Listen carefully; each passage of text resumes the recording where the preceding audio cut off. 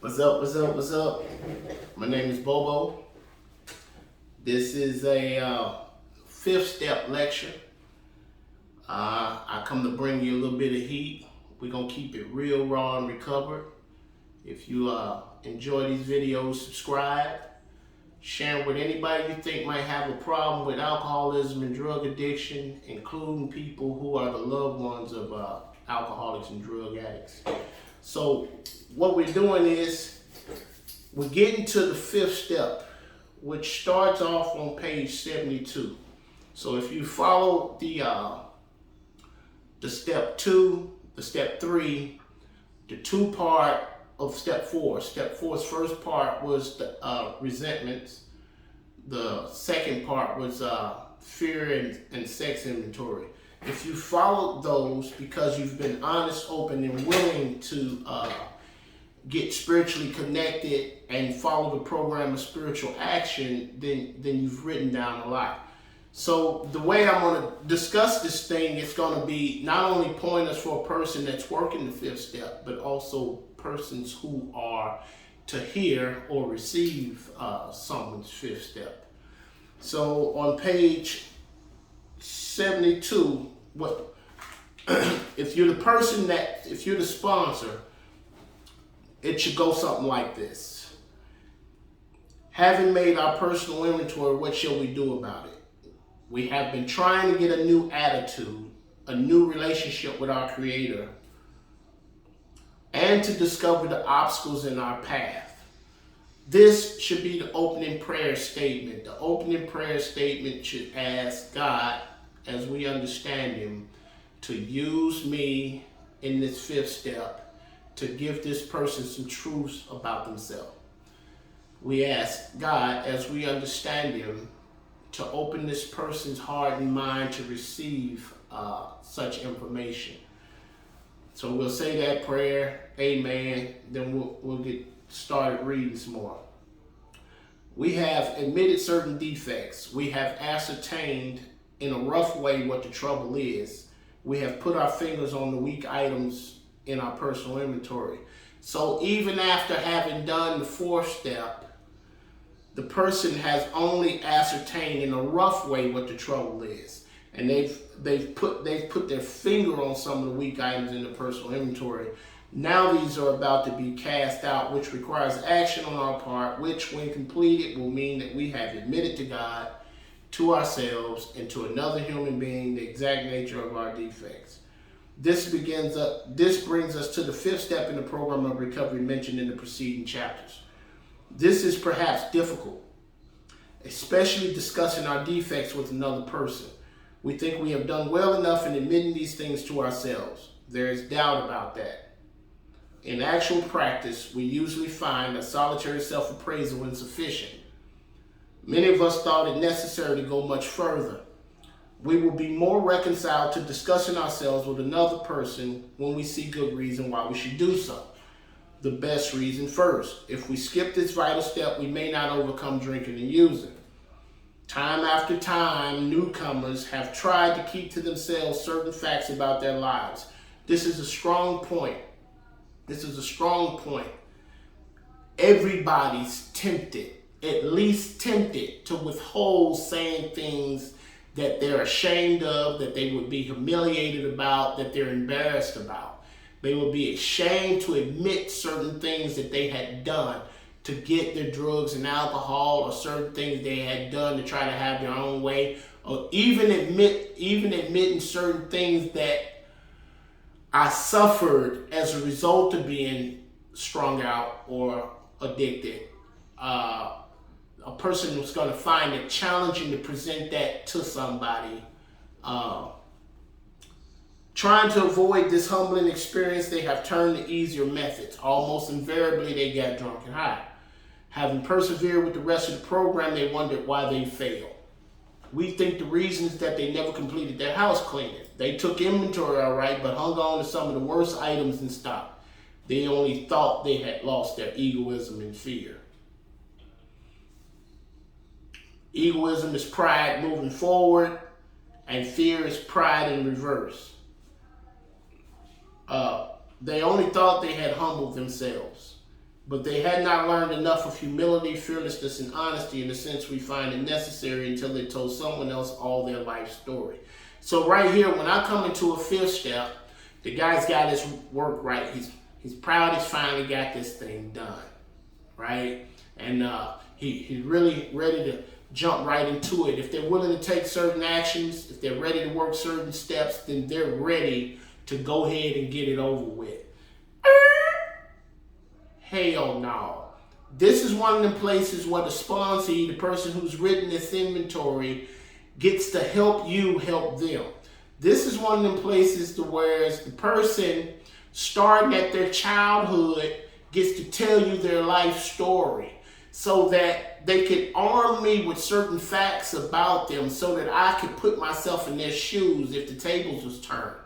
They get to tell me about certain pressures and different things that they went through, and I'll begin to perceive or understand what makes them who they are and why they function the way they do.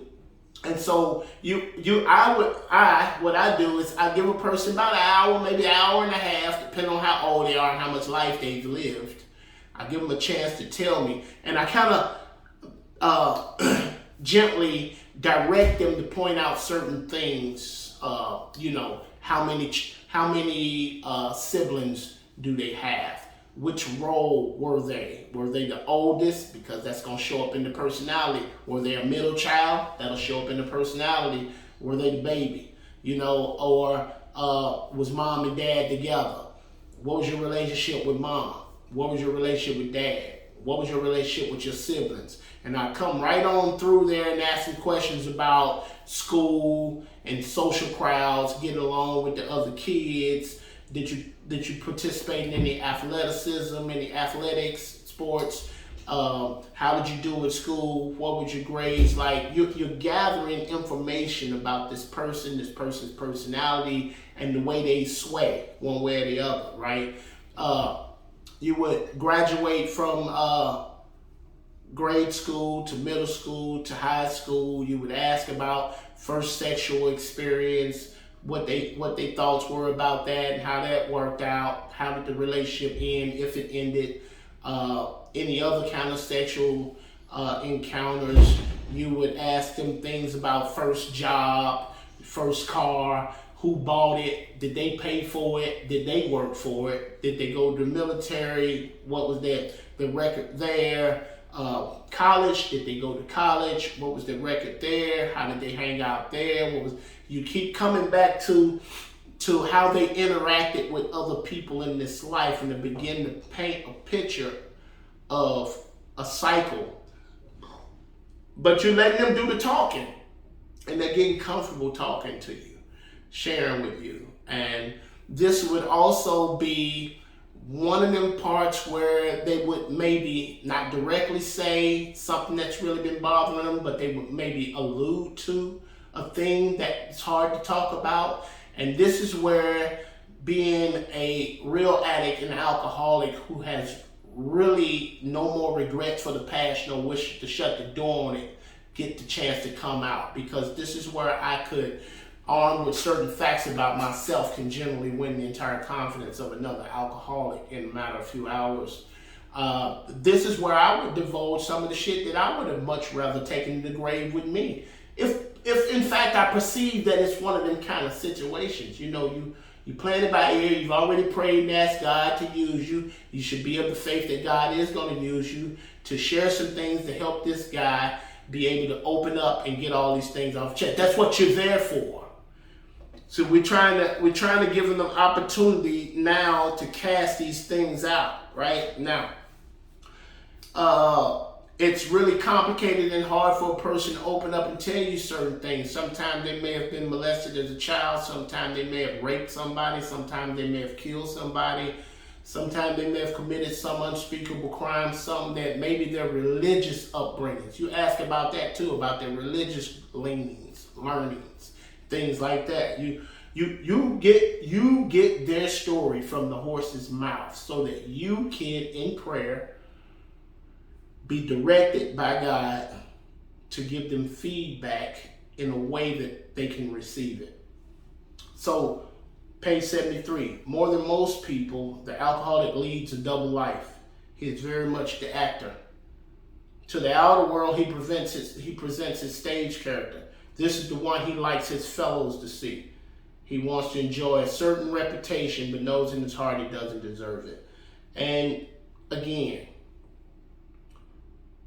we've been putting on a show for so long.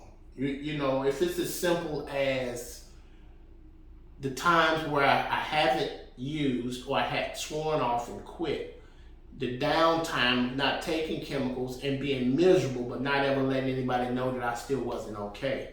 We've been putting on, pretending to be okay. We've done all kinds of things.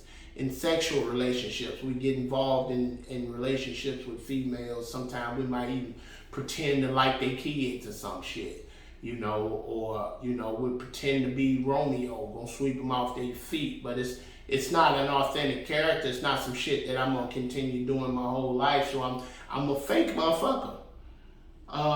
We're gonna be on the lookout for all this kind of stuff and take note of it, because once they open up their writings where they got their grudge list, the cause, the effects mind, and then their part, once they get to their part, you're gonna have to start taking some notes so that you can help them see some things.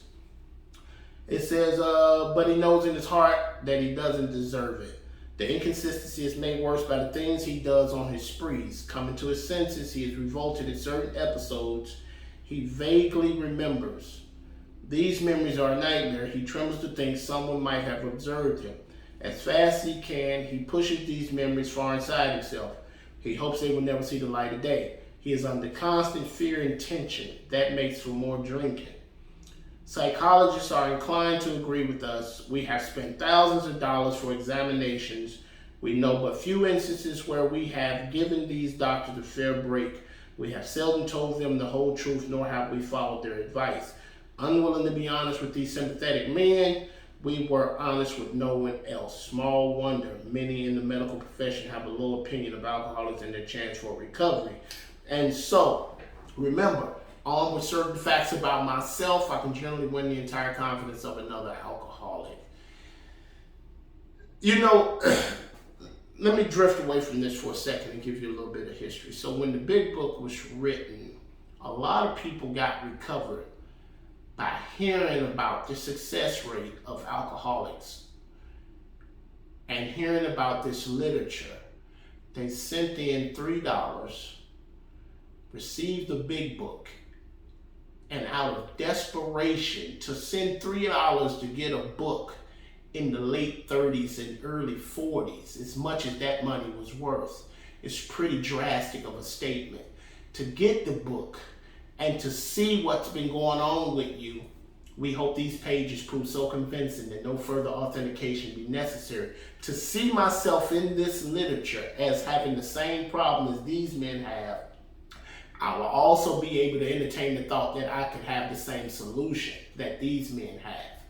And so back in the day when the person would get the book, they didn't have the benefit of all of us who have recovered from a seemingly hopeless state of mind and body. When a person made it to the 5th step, they had to go to some religious person or a psychiatrist or try to find a closed mouth friend. And then you know how hard that is, but the benefit of the times that we're in now is that there is many of us who have recovered, who is spiritually experiencing a personal spiritual awakening and is currently practicing these principles in all our affairs. And we're particularly useful to those who are suffering from the same thing, whereas doctors and psychiatrists seem to not be able to win our trust as another real alcoholic and addict can win it. So we must be entirely honest with somebody if we expect to live long or happily in this world.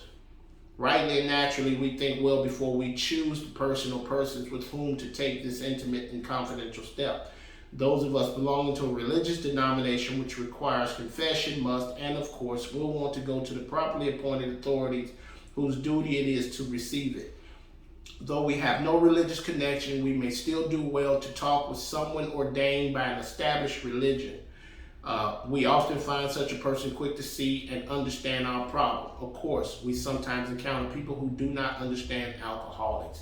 More times than not, we run into people who do not understand alcoholics, which emphasizes my point again exactly. It is far better to do a fifth step with somebody who has done a fifth step, who has worked the program as outlined in the book, and who has had a spiritual awakening, and who has their problem solved by spiritual means. Now,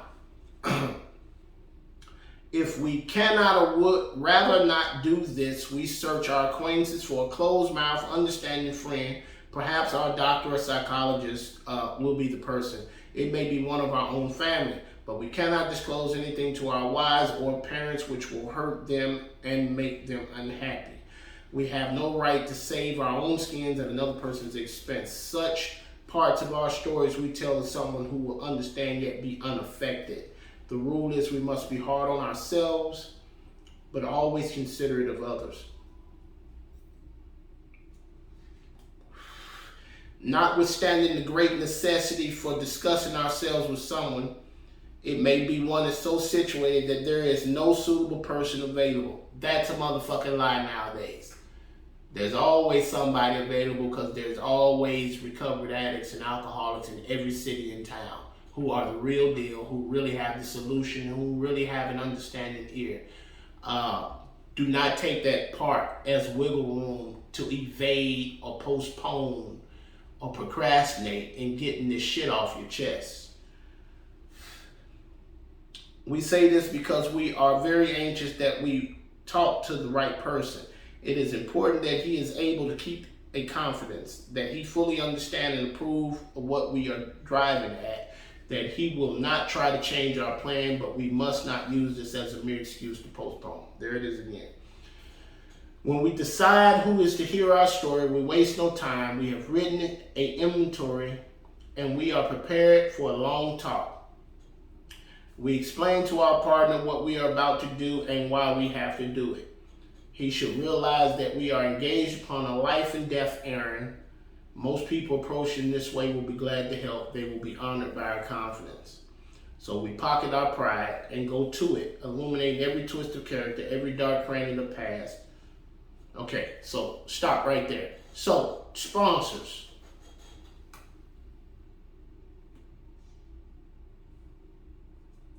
If you're not up on your program, the whole purpose of the book is to get me in touch with the power greater myself that would solve my problem. Page 45. If you're not up on the program, you don't find out what the problem is until you get to page 60. A problem I've been having is drugs and alcohol. A problem I've been having is not being able to stay off of it. A problem I have is not being able to control it once I put it in me. But the problem is exposed once I stop using. The problem, the root of it all, is selfishness and self-centeredness. And so what I, as a sponsor sitting in the fifth step, need to be attentive to throughout this person telling me a story, and then once we get into going through the columns, he's going to go from left to right, each resentment. He's going to name the person, the principle, or the institution that he resents, the cause, how it affects him, right? You help them to see where fear played a part. Our whole existence has been shot through. A lot of people keep leaving fear out like they weren't afraid. And then when they get to the column, fourth column, when they set aside, so you no longer let them talk about what they was mad about, because that's not relevant anymore. We were prepared to look at it from an entirely different perspective, right? Now I want to know what the fuck I did wrong. It's what the fourth column is about. So when you get to the fourth column on each resentment, then you're taking notes. Now, as you're taking notes, remember, I'm taking notes to help this person who just found out, who has just been convinced that any life run on self can hardly be a success, who just found out that any life independently ran all by myself for what I want to get out of the show is going to fucking fail. And so if I'm going to be a useful instrument to help a person have this spiritual experience, then that vague idea of how self has ruined my life. Dope helped ruin my life, but selfishness and self-centeredness is the cause. And so I'm going to have to be able to keep pointing out all the different ways self showed up.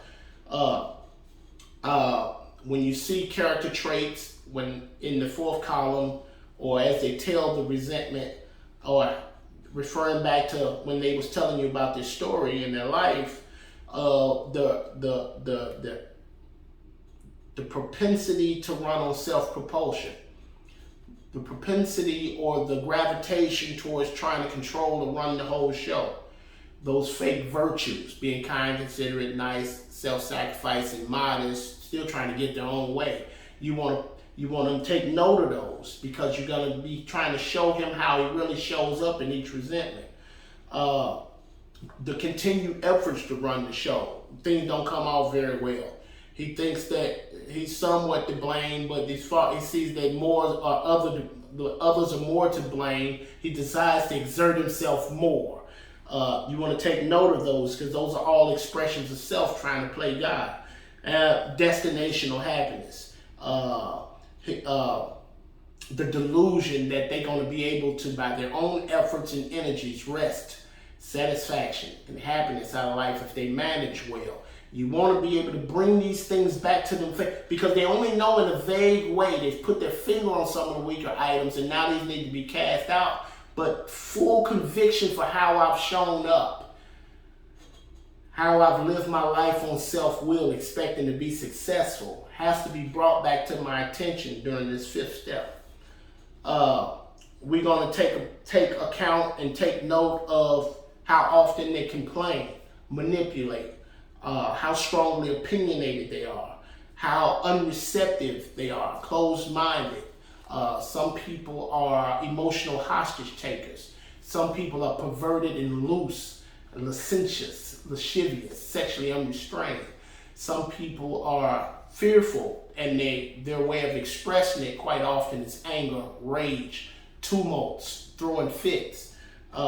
I need to take note of this as we go down through the list of all these different things. So the person is going, one, resentment, the cause, affects my, and then the fourth column, setting aside the wrongs others have done, resolutely look at how we set the ball rolling or how we kept the ball rolling. Sometimes they'll have a resentment that's not their fault, how they started, but resentments, fancy the real, have the power to kill. And I need to keep their attention on themselves. That I will consciously make an effort to keep them looking at themselves. So you'll get first resentment out the way, and you take some notes.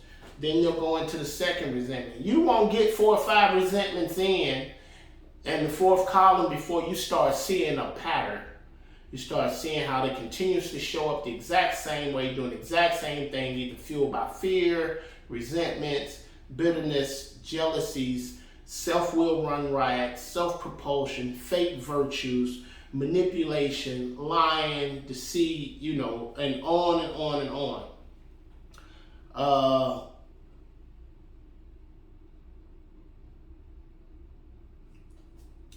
Again,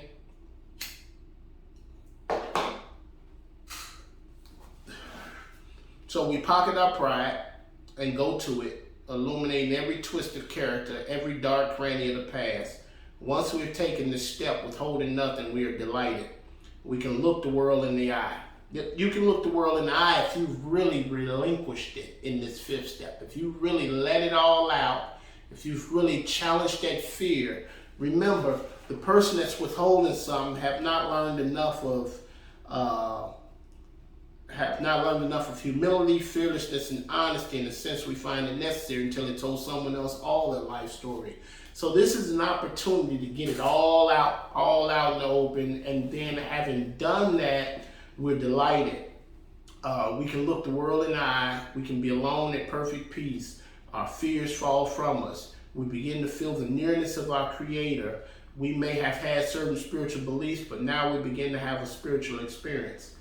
The feeling that the drink or drug problem has disappeared will often come strongly. We feel we are on the broad highway walking hand in hand with the spirit of the universe. It says we begin to feel the nearness of our Creator. We may have had certain spiritual beliefs, but now we begin to have a spiritual experience. That's because God himself, during this interaction, admitting that God, myself, and another human being has began to scoot aside because I have properly been convicted of how I've been running the show, how I've been the orchestrator of confusion rather than harmony. I finally see myself as I am, and someone else does too, in the presence of God. And so in this interaction, because God always does things corporately, I begin to experience the freedom of not having to carry that load of stuff anymore. All right. So after you get through all of the resentments, then you got a whole list of character defects and shortcomings. I usually write their name on there, da-da-da-da-da. And also, as I'm going down, as I'm hearing the resentment list, I'm critiquing them on different things. They're going to make some mistakes, but that's all right. You can keep going. So they may just put their mom down, say mom, cause you want them to draw a line through the name mom and put her name. Because when you assign them these titles, we have a tendency to expect perfection from a person who has a role to play, and we don't allow them to be human. And we work in these steps because the word ain't used in the big book, but we have to forgive. We have to master these resentments.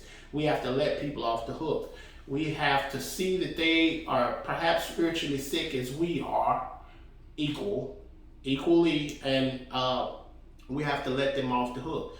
Then you may see that a person, when he's saying the cause for the resentment, in the cause is trying to explain and get you to co-sign the bullshit rather than making it plain and laser pointing it. Or when you get to the effects mind, they'll tend to leave off stuff like pride or fear, or they may not fully understand when it talks about affecting my self-esteem, my ambition. When it affects my self-esteem, it affects the way I think about myself. When it affects my self-esteem, it affects the way I see others see me. When it affects my ambitions, it means it got in the way of what my plans and my intentions were. When it affects my pocketbook, it means it cost me some money. When it affects my security, it means it may have threatened me. There's always fear involved with my security being threatened. So there's always fear there. It may have affected my personal relationships, and that would always tie to self-esteem, or my sex relationships, that would always tie to self-esteem. And usually when it's a sex relationship, there's always pride and fear involved in there, or else there wouldn't be stints of jealousy anyway. So then after you through with the resentments, and you have a sheet of paper, maybe 2 pages worth of, and you'll start seeing it show up over and over again, the same shit, it's showing up the same way: controlling, rigid, condescending, hypocritical, vindictive, vengeful, smart mouth, opinionated, self will run riot. You'll see it, and you'll see it. And then your task as the sponsee, or as the person hearing this 5th step, is to try to get them to see it. And you might take a little time, and hopefully you don't have a person that's continuing to try to motherfucking weave where they were goddamn wrong. That's why I'm kind of fond of doing a 5th step with more than 2 people to hear it, more than 1 person to hear it. I like 2 or 3 people, because there seems to be a little power in numbers, and the person's a little more receptive when it's not just 1 person hitting them over the head with the truth about how they've been showing up. So After that's said and done, then we would graduate to the fear column. So you would go back to page 68. And what I normally do is I have them just go down a piece of paper, and this should already be done, and just write down everything they are afraid of. We reviewed our fears thoroughly. We put them on paper, even though we had no resentments in connection with them. We asked ourselves why we had them. And then the next statement is a rhetorical question. It's rhetorical because it's the absolute truth, without a doubt. Wasn't it because self-reliance failed us? Self-reliance was good as far as it went, but it didn't go far enough. Some of us once had great self-confidence. Now, self-confidence is the equivalent of self-reliance. Self-confidence nor self-reliance ever solved my fear problem or any other. When it made me cocky, it was worse. And now it goes right into solution about these fears.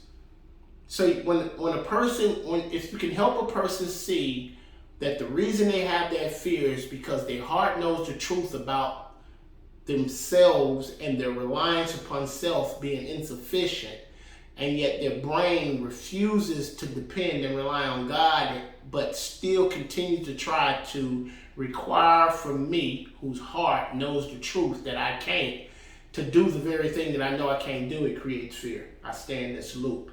And so the solution is when I choose to rely on the power greater than myself. So watch, next paragraph says, perhaps there is a better way, page 68, perhaps there is a better way, we think so. For we are now on a different basis. We're now on a different basis altogether.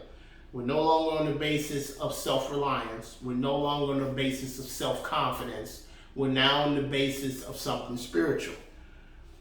With the basis of trusting and relying upon God. And so when my heart knows the truth about a situation, the reason I'm afraid of losing my wife is because I always fuck up my relationship. The reason why I don't stay afraid is because I know what it looks like to rely upon God while doing my best. We trust infinite God rather than our finite selves. We are in the world to play the role He assigns, just to the extent that we do as we think He would have us, which is my best. I'm required to do my best, and humbly rely upon Him. Does He enable us to match calamity with serenity? And right here is a spiritual revelation. It's because each person in his own turn needs to know what it looks like to do his best and balance out self-effort with reliance, dependence, and trust in God humbly. If I don't know what that looks like for me, then I'm just doing my best shit. And my best shit never produces peace, serenity, tranquility, poise, calmness. It never produces that. It produces restless, irritable, and discontentedness, fears, and it continues on. So it says, so we are in the world to play the role that God assigns, just to the extent that we do as we think He would have us do. He would always have us do our best, and humbly rely upon Him, relying on His power to get it done. Relying on His ability to dictate the outcome. Does He enable me to match the calamity, the shit that's going on, with serenity? So while all hell can break out, I can do my best, and I can know what it looks like to depend and rely on God humbly, and I'll retain my peace even though all hell is breaking out. So we would go over that until the person tends to, you'll see a switch click on when they're getting it. When they're beginning to understand why they stay afraid of so much. It's because they continue to try to overpower a truth that their heart understands with an intellectual demand to be self-reliant or self-confident. It doesn't work. It doesn't produce calamity. It doesn't produce serenity.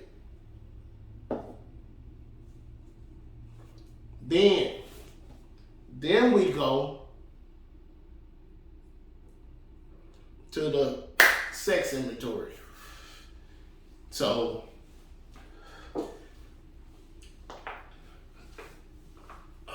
we can get way out of line on this one, right? We could get so out of line on this one. We could go to talking all kind of shit about what kind of sex to have, heterosexual sex, homosexual sex. We can go to talking all about shit like masturbation and purchasing sex. You can get to talking about all kind of shit like that and never help nobody. It's cut and dry, right? So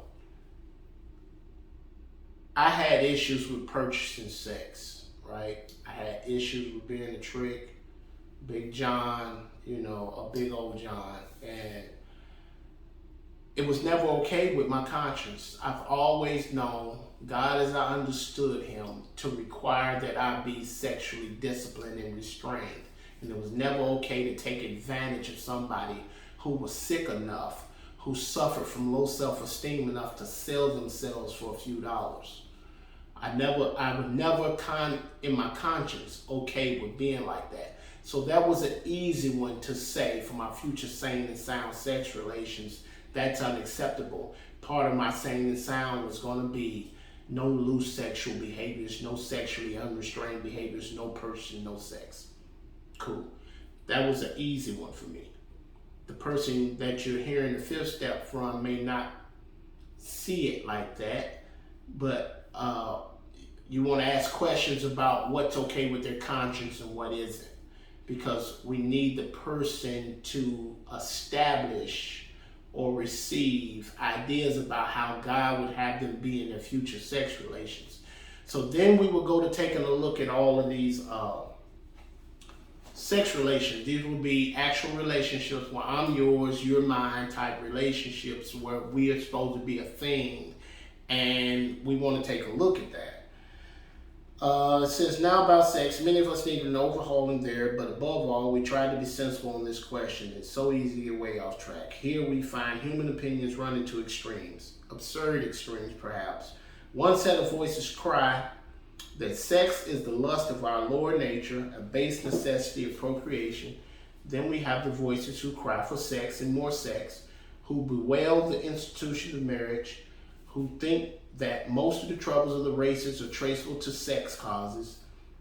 They think we do not have enough of it, or that it isn't the right kind. They see its significance everywhere. One school would allow man no flavor for his fare, and the other would have us all on a straight pepper diet. We want to stay out of this controversy. We do not want to be the arbiter of anyone's sex conduct. We all have sex problems. We'd hardly be human if we didn't. What can we do about them? All right, so we break it down. They would have the person who they were in a relationship with's name. We reviewed our own conduct over the years past. If you still got anger or resentments with this person, she or he should have been in the first three columns. After the fourth column, you don't get to blame no motherfucking body else for your goddamn bullshit. No more. So when you get to the sex inventory, we're only looking for where we fell short. We reviewed our own conduct over the years past. Where have we been selfish, dishonest, or inconsiderate? Whom have we hurt? Did we unjustifiably arouse jealousy, suspicion, or bitterness? Where were we at fault? What should we have done instead? We got this all down on paper. And so we'll have the name, and then you'll start having, how was I selfish? In what way? How was I dishonest? You're going to talk about those lies, that's direct deceit, and you're going to talk about those lies by omission, or inconsiderate. You're going being inconsiderate is being self-centered, meaning you're only considering yourself and the things you want. You'll be able to see them when you look back at your relationship, because it'll be some of the reason why the relationship didn't work. Not saying it's all your fault. I'm just saying everything that is your fault is your fucking responsibility to take care of, to take a look at. Did we unjustifiably arouse jealousy, suspicion, or bitterness? There's times where I would unjustifiably arouse jealousy. I would be having secret phone conversation, phone to ring. I'll get up and leave the room so I can try to talk to them private and do my little sneaky shit. Or how else would I, let me see.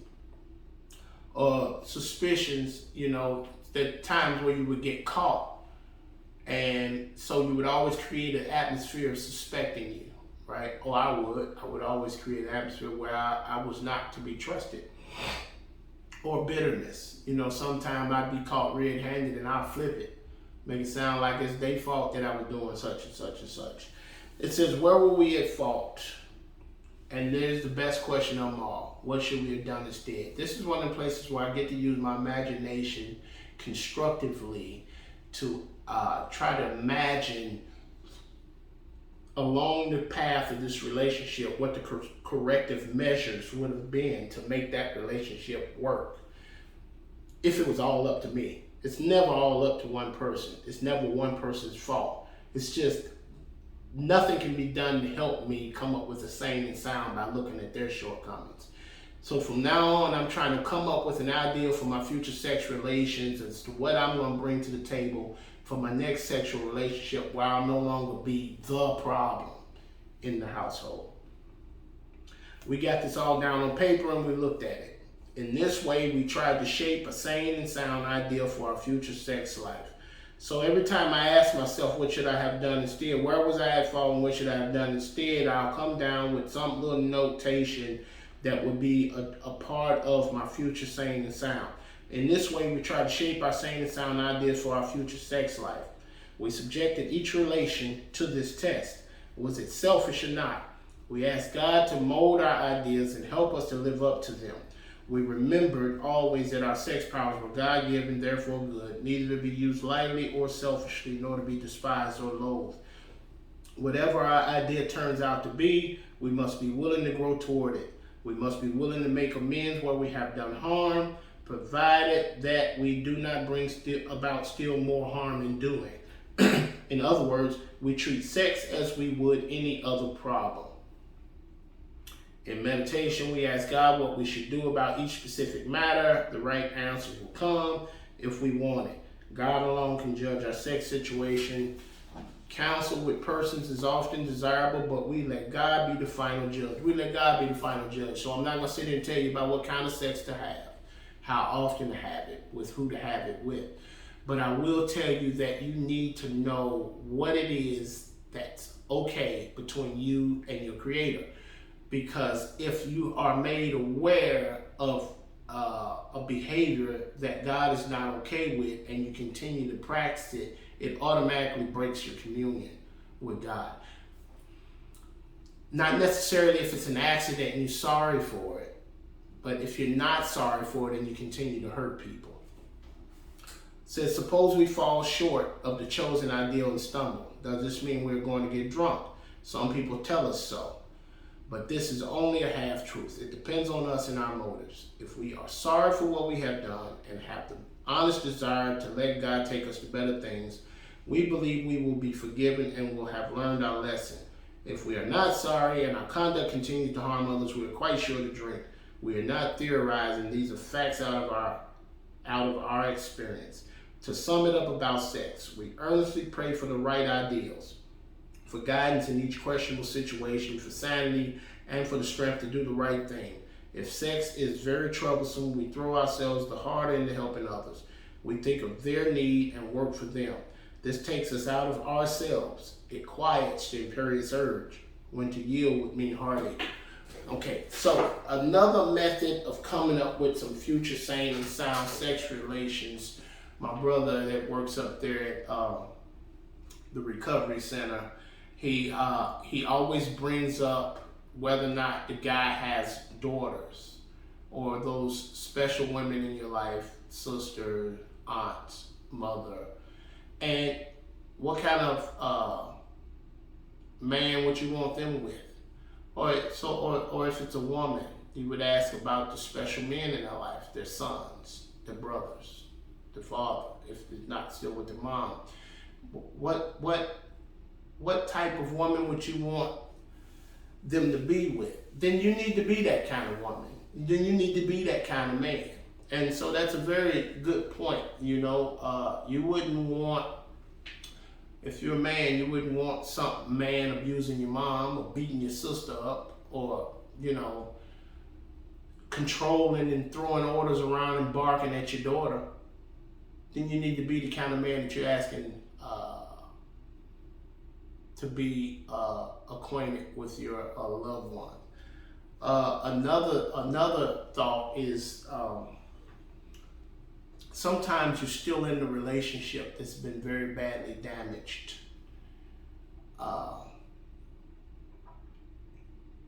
The truth is, it's important that you work this program and they don't have to. But if they don't pick up some form of program, if they don't learn how to be okay, whether you are or not, then you're going to probably grow apart. Neither here nor there. Who knows the outcome but God Almighty. My point is that you'll come back into a relationship after getting out of treatment or something like that, or after having worked these steps, and now you are connected with a power greater than yourself, and now you're trying to practice love and tolerance and practice these principles in all your affairs.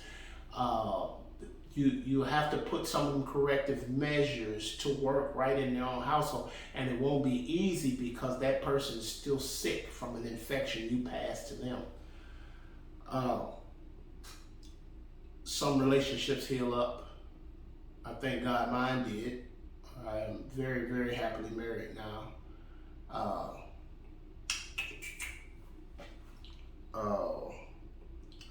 If we have been thorough about our personal inventory, we have written down a lot. We have listed and analyzed our resentments. We have begun to comprehend their futility and their fatality. We have commenced to see their terrible destructiveness. We have begun to learn tolerance, patience, and goodwill towards all men, even our enemies. For we look on them as sick people. We have listed the people we have hurt by our conduct and are willing to straighten out the past if we can.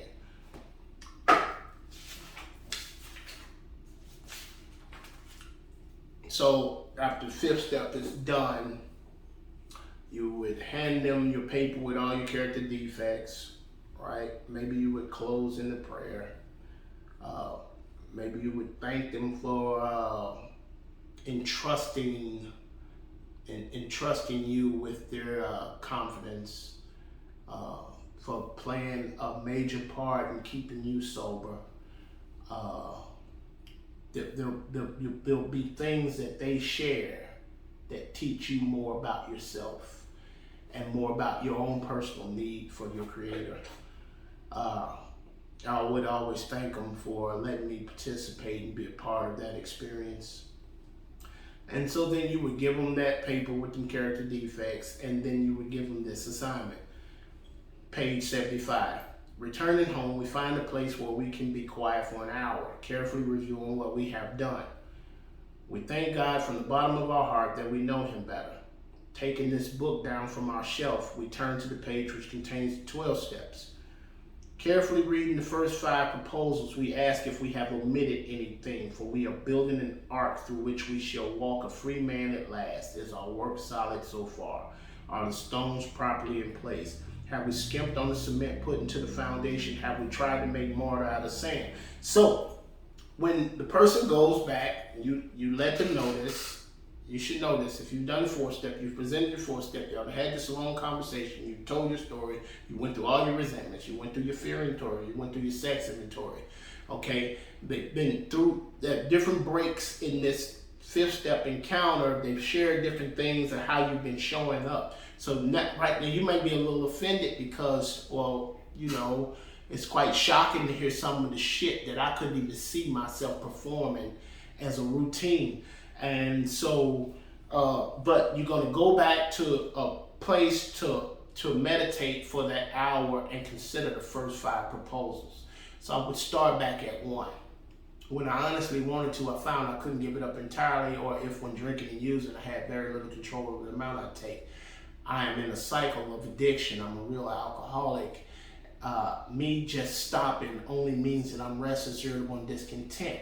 And it takes a week to a month before I can't bring it to my consciousness with sufficient force. The memory of the suffering, humiliation from even a week or a month ago, and I'm without defense against the first drink. So my restless, irritable, and discontentedness, the pain of being uncomfortable in my own skin right now could be so bad that I can't even recall how bad things were by drinking and using, and I'll have to use. Then, step 2 is where I'm introduced to the only thing that works for the real alcoholic. It's a spiritual experience. Everybody doesn't have a drastic, overwhelming, knock you to the floor, see a bright light, burning bush, burneth and was not consumed experience. But a lot of us have what is called of the learned variety, meaning we are very interested in getting connected to this power and maintaining our conscious contact with this power. And over a period of time, our attitudes, our views, our conceptions of life, and how we see things begin to change.